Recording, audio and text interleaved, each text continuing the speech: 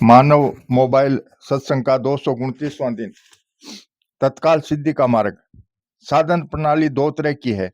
एक तो शरीर, इंद्रिया, मन, बुद्धि को साथ लेते हुए साधन करना, और एक सीधा परमात्मा के साथ संबंध जोड़ देना। गीता में योग की महिमा कही है। योग नाम है समता का, तो पहले ही समता को पकड़ ले, चाहे वह अभी धारण नहीं हो। ऐसे ही भक्ति में खुद भगवान के शरण हो जाएं, चाहे अभी शरणागति का अनुभव न हो। ऐसे ही ज्ञान मार्ग में मेरा स्वरूप नित्य सत्य स्वरूप है, इसका अनुभव करने की आवश्यकता है। कर्म योग और भक्ति योग में केवल आपके निश्चय की आवश्यकता है, और ज्ञान योग में अनुभव की आवश्यकता है। यह इन दोनों में फर्क है, परंतु अनुभव करें चाहे एक निश्चय करें, इसका फल एक ही होगा, इसमें संदेह नहीं। ज्ञान मार्ग में वास्तव में मेरे स्वरूप में कोई विकार नहीं है। इसमें स्थित रहने से जितनी जल्दी सिद्धि होती है, उतनी क्रम से श्रवण मनन निधिध्यासन करने से नहीं होती। इसमें बहुत दूर तक जड़ता का साथ रहता है। जो ध्यान योग से परमात्मा की प्राप्ति चाहते हैं, उनको प्राप्ति तो होगी, पर ध्यान योग में बहुत दूर तक जड़ता साथ रहेगी। परंतु गीता के कर्म योग, ज्ञान योग और भक्ति योग के साथ जड़ता की आवश्यकता नहीं है। कर्म योग और भक्ति योग में अपनी बुद्धि के एक निश्चय की महिमा है।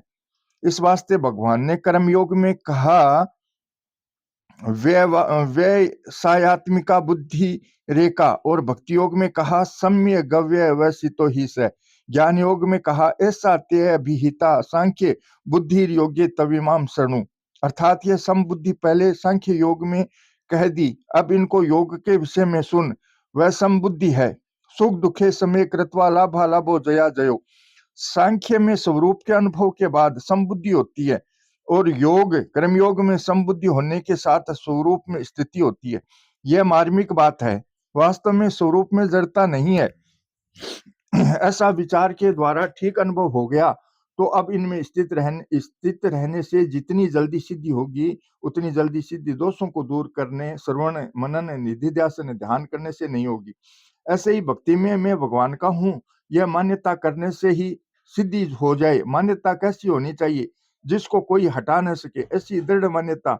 जैसे पार्वती जी ने कह दिया, जन्म कोटि लगी रगर हमारी, बरहूं शंभु नत रहूं कुंवारी, तजौ न नारद कर उपदेशु, आप कहीं सत बार महेशु। भगवान शंकर स्वयं 100 दफा कह दें कि मैं तेरे को स्वीकार नहीं करता, तो भी मैं छोड़ूंगी नहीं। यह मतलब है मानने का। जब आपने दृढ़ निश्चय कर लिया, तो उसकी प्राप्ति के लिए आपके द्वारा स्वतः साधन होगा, आपकी वास्तविक वृत्ति होगी। कारण उसमें यह है कि आपकी अहंता बदल जाएगी। इसमें अभ्यास नहीं है। अभ्यास का वर्णन गीता में थोड़ा आता है, जैसे यतो यतो निश्चयति अभ्यास योग युक्तेन, अभ्यास से अप्य समर्थो असि, अभ्यासाद्रमते। जहां अभ्यास के द्वारा काम होगा, वहां जड़ता की सहायता लेनी ही पड़ेगी। बिना मन बुद्धि के अभ्यास नहीं होगा। परंतु जहां स्वयं से काम होता है, वहां अभ्यास की जरूरत नहीं है। आपका विवाह होता है, तो उसका अभ्यास करना पड़ता है क्या? मैं विवाहित हूं, इसके लिए कोई माला जपनी पड़ती है क्या? मान्यता में अभ्यास नहीं करना पड़ता, उसकी सिद्धि तत्काल होती है। मैं जो यह कहता हूं कि तत्काल सिद्धि होती है, इसको समझने के लिए आप लोग मेरे पीछे नहीं पड़ते कि यह कैसे होगा। मेरे कहने से पीछे पड़ जाओ, यह पीछे पड़ना नहीं है। हृदय में लाग धुन लग जाए, कोई गृहस्थ छोड़कर सच्चे हृदय से साधु हो गया, तो हो ही गया बस। इसमें अभ्यास नहीं है। क्या वह साधु होने का अभ्यास करता है? आपकी बेटी क्या अभ्यास करती है कि मैं बहू बन जाऊं? आप अभी गोरखपुर में हैं, तो क्या हम गोरखपुर में हैं इसका अभ्यास करते हो? नींद खुले तो भी मालूम होता है कि मैं गोरखपुर में हूँ। कोई पूछे तो चट यही बात आती है, मैं गोरखपुर में हूँ। इसकी एक माला भी जपी है क्या? इसमें देरी नहीं लगती, क्योंकि इसमें अभ्यास नहीं करना पड़ता। अभ्यास करने में देरी लगती है। आपको कर्मयोग और ध्यान योग दोनों की बात बताऊं। गीता की बात है, मेरी मन गढ़त बात नहीं। भगवान कहते हैं, प्रजहाति यदा कामान सर्वान पार्थ मनोगतान, आत्म नयेवात्मना तुष्ट स्थित प्रज्ञस्त दोच्यते। हे अर्जुन, जिस काल में साधक मनोगत संपूर्ण कामनाओं का अच्छी तरह त्याग कर देता है और अपने आप में ही संतुष्ट रहता है, उस काल में वह स्थित प्रज्ञ कहा जाता है। कामनाओं को मनोगत कहने का मतलब है कि मन कामना रूप नहीं है, कामना आगंतुक है, मन में आती है, अतः कामना मन में हरदम नहीं रहती। आप कहते हो कि कामना मिटती नहीं और मैं कहता हूं कि कामना टिकती नहीं। 10, 15, 20 मिनट भी आप में निरंतर कामना नहीं रहती, वह तो छूट जाती है और आप दूसरी कामना पकड़ लेते हो। इसका खूब अध्ययन करना, फिर प्रश्नोत्तर करना, ऐसी कामनाओं का त्याग करना है। किन किन कामनाओं का त्याग करें? तो कहा सर्वान, अर्थात संपूर्ण कामनाओं का त्याग करें, कोई भी कामना न रहे। यह बात आपको जरा भारी लगेगी कि भगवान मिले, भगवान के दर्शन हो, यह कामना भी न रहे। यद्यपि भगवान के मिलने की, उनके दर्शन की कामना कामना नहीं मानी गई है।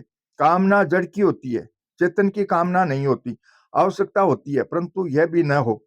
अब ध्यान योग की बात बताएं आपको। भगवान कहते हैं यदा विनियतम चित्त मातम नये भाव तिष्ठते निष्प्रय सर्व कामेभ्यो युक्त इत्युच्यते तदा। वश में किया हुआ चित्त जिस काल में अपने स्वरूप में ही स्थित हो जाता है और स्वयं संपूर्ण पदार्थों से निष्प्रय हो जाता है, उस काल में वह योगी कहा जाता है। अब कर्मयोग के और ध्यान योग के श्लोकों का मिलान करके देखें। कर्मयोग में कामनाओं के त्यागने के बाद परमात्मा में स्थिति है और ध्यान योग में परमात्मा में मन लगाने के बाद कामनाओं का त्याग है। यह दोनों में फर्क है। अब ध्यान योग में कामनाओं का त्याग होने के बाद क्या होगा? यथा दीपो निवास्थो, जैसे सपंदन रहित वायु के स्थान में स्थित दीपक की लो चेष्टा रहित हो जाती है, हिलती डुलती नहीं। योग का अभ्यास करते हुए यत चित्त वाले योगी के चित्त की वैसे ही उपमा कही गई है। ऐसा होने के बाद चित्त निरुद्ध हो जाता है। जब इस निरुद्ध अवस्था से भी चित्त उपराम हो जाता है, तब चित्त से संबंध विच्छेद होने पर ध्यान योगी अपने आप में संतुष्ट होता है। यत्रो परमते चितम निरुद्धम योग सेवया यत्र चैवातम नात्मानम पश्य नात्मनि तुष्यति। चित्त उपराम कैसे होगा? संसार का कोई आदर न होने से, निरुद्ध अवस्था होने से चित्त संसार में तो जा नहीं सकता और परमात्मा तत्व को पकड़ नहीं सकता, इसलिए वह उपराम हो जाता है। उपराम होने से अपने आप में स्थिति होती है, परंतु कर्मयोग में कामनाओं का सर्वथा त्याग होने पर तत्काल स्वरूप में स्थिति है। ध्यान योग का फल बताया है, तम विद्यादय दुख संयोगम वियोगम योग संगीतम है, अर्थात जिसमें दुखों के संयोग का ही वियोग है, उसी को योग नाम से जानना चाहिए। इसी को पहले समत्वम योग उच्यते कहा है। यह योग ध्यान योग का फल है। ध्यान योग को चित्त वृत्तियों के निरोध को गीता ने योग नहीं माना है। गीता ने दुख संयोग वियोगम को, अर्थात जड़ता से सर्वथा वियोग को ही योग माना है। पांतजलि योग दर्शनम चित्त वृत्ति निरोध को योग मानता है। योग निश्चित वृत्ति निरोध और उसका फल स्वरूप में स्थित बताता है।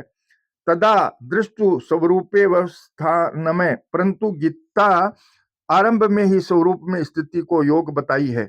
पांतजलि योग दर्शनम का योग साधन योग है और गीता का योग सिद्ध योग है। ये कर्म योग, ज्ञान योग और भक्ति योग सिद्ध योग हैं। मतलब है कि ध्यान योग से स्वरूप में स्थिति जल्दी नहीं होती, देरी लगती है, और कर्म योग, ज्ञान योग, भक्ति योग से यह बहुत जल्दी होती है। गीता के ज्ञान योग से सिद्धि स्वरूप में स्थिति होती है। उसमें श्रवण, मनन, निधि ध्यासन, सविकल्प, निर्विकल्प समाधि, सबीज, निर्बीज समाधि आदि नहीं है। समाधि होगी तो दो अवस्थाएं होगी, समाधि और व्युत्थान, परंतु गीता के योग में व्युत्थान है ही नहीं, क्योंकि यह सहज अवस्था है, उत्तमा सहज अवस्था। इसमें व्युत्थान होता ही नहीं, यह तत्काल होता है। इसमें देरी कब लगती है? जब तक अंतःकरण में जड़ पदार्थों का महत्व है, तब तक तत्काल सिद्धि नहीं होती। आप में जड़ पदार्थों का महत्व नहीं हटा तो इसमें एक मार्मिक की बात बताता हूं, नहीं हटा तो भले ही न हटे, आप संयोगजन्य सुख न लें, इतना ख्याल रखें। सुख लोगे तो नया संस्कार पड़ेगा। तो कहते हैं कि एक बार सुख लेने से क्या होता है? अरे भाई, नया सुख लेकर नया संस्कार भीतर में डाल रहे हो। एक ही उद्देश्य बन जाए कि हमें तो परमात्मा की प्राप्ति करनी है, नया सुख नहीं लेना है। सुख आ जाए तो उससे हानि नहीं है। इसमें भी एक मार्मिक बात है, सुख आ गया हो गया सुख, पर सुख लेना नहीं है। जैसे भोजन किया तो जीभ पर मीठा रखने से मिठास आएगी, मिर्ची रखो तो चरकास आएगी, नमक रखो तो नमकीन पना आएगा। इस प्रकार विषेंद्रिय संबंध से ज्ञान होगा। यह ज्ञान दोषी नहीं है। विकार होना, उससे सुखी दुखी होना दोषी है। यह विकार आ भी जाए तो विकार के साथ आप मत हो, विकार को छोड़ दो, सुख दुख भोगो ही मत, उदासीन हो जाओ, फिर सब ठीक हो जाएगा। अगर सुख दुख भोगते रहोगे, राजी नाराज होते रहोगे, तो इसका संस्कार भीतर बैठ जाएगा, फिर वह संस्कार दूर होने में देरी लगेगी। इसमें भी थोड़ी छूट बताऊं कि किसी वक्त व्यवहार में विकार हो भी जाए तो परवाह मत करो, परंतु जब विकार करने बैठे उस समय मेरे में विकार बिल्कुल है ही नहीं, इसको दृढ़ता से मानो। क्षण परिणामिनो भावो रिते चिते सकते एक चित्त शक्ति के सिवाय सब का सब क्षण परिणामी है, अतः वह मेरा स्वरूप नहीं है, मेरा नहीं है, मेरे लिए नहीं है। इस प्रकार चित्त शक्ति में दृढ़ता से स्थित हो रहो कि मेरे में विकार है ही नहीं।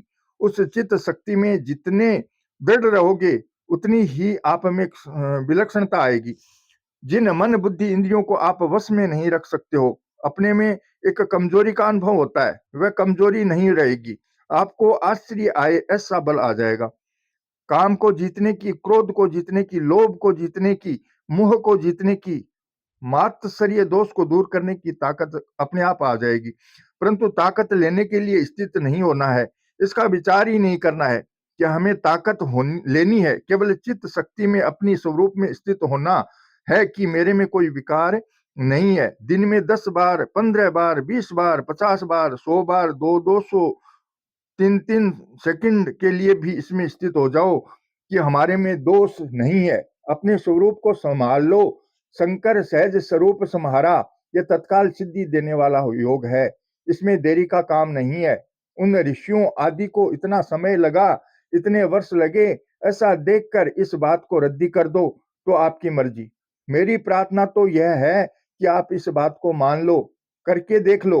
अगर देरी में सिद्धि हो तो देरी वाला साधन तैयार है, उसमें तो हानि होगी ही नहीं, उसे कर लेना। परंतु मैंने जो बताया है वह सीधा मार्ग है, उसमें मन बुद्धि इंद्रियों आदि की कोई जरूरत नहीं है।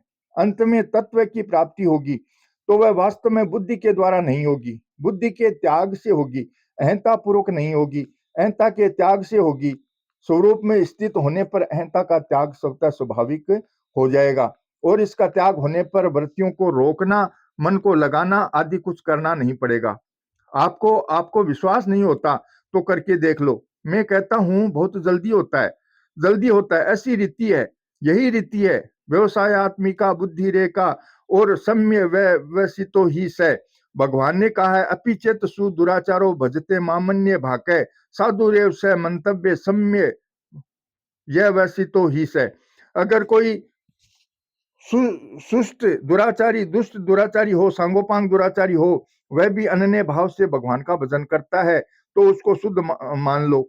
अनन्य भाव से भजन करने का अर्थ है कभी थोड़ा बहुत भी अन्य का आश्रय न हो। जहाँ ही न चाहिए कबहू कुछ तुम सन सहज सनेऊ, बसऊ निरंतर तासु मन राउर निज गेहूं। जहाँ किसी भी कामना, किसी का भी आश्रय नहीं है, वह भगवान का खास अपना घर है। जहाँ जड़ता का आश्रय है वह भगवान का अपना घर नहीं है, उसमें भगवान नहीं बैठे हैं। आपने कामनाओं को घर दे रखा है और कामनाएं बैठेंगी वहां। किसी भी अवस्था में, मृत्यु की अवस्था में, महान संकट की अवस्था में भी कोई चाहना न हो। ध्यान देना, एक मार्मिक बात बताऊं, अपि चेत सुदुराचारो भजते में भजते क्रिया का करता है। सुदुराचार मतलब है कि वह पहले सुदुराचारी था, यह बात नहीं है। जिस समय वह भजन करता है उस समय वह सुदुराचारी है, अभी दुराचार छुटा नहीं है, परंतु भीतर में दुराचार का आदर नहीं है, आश्रय नहीं है। भगवान कहते हैं कि उसको साधु मान लो। साधु रेव से मंतव्य यह विधि है, आज्ञा है, हुक्म है। हुक्म इसलिए दिया है कि ऐसा दिखता नहीं है, उसको हम साधु कैसे माने। आप खुद उसे सुदुराचारी को कहते हैं, इसलिए कहते हैं कि उसको साधु ही मान लेना चाहिए। यह हुक्म है हमारा। किस कारण माने? कि उसने निश्चय पक्का कर लिया। सम्य व्यवसितो ही से, अपने निश्चय से कभी दिखता नहीं। कारण क्या है? कि यह स्वयं साक्षात परमात्मा का अंश है। इसने संसार का पदार्थों का निश्चय कर लिया। यही तो गलती है। संसार से विमुख होकर एक भगवान का निश्चय कर लें तो फिर देरी नहीं लगेगी। क्षिप्रम भवती धर्मात्मा शाश्वत शांति निगच्छति, अर्थात वह तत्काल धर्मात्मा हो जाता है और शाश्वती शांति को प्राप्त हो जाता है। उस भक्त का कभी विनाश नहीं होता। न में भक्त प्रणश्यति, मनुष्य भक्ति करते करते भी भक्त होता है और अहंता को बदलने से भी भक्त होता है। मैं भगवान का हूं, इस प्रकार अपनी अहंता को बदल दे तो उसी क्षण भक्त हो जाता है। जैसे किसी गुरु का चेला हो गया तो हो ही गया, बस। अब आगे गुरु महाराज जाने, गीता के अंत में यही अर्जुन ने कहा है, करिष्ये वचनम तव, यही शरणागति है जो तत्काल सिद्धि देने वाली है। श्री कृष्ण गोविंद हरे मुरारी, हे नाथ नारायण वासुदेव। जय श्री कृष्ण।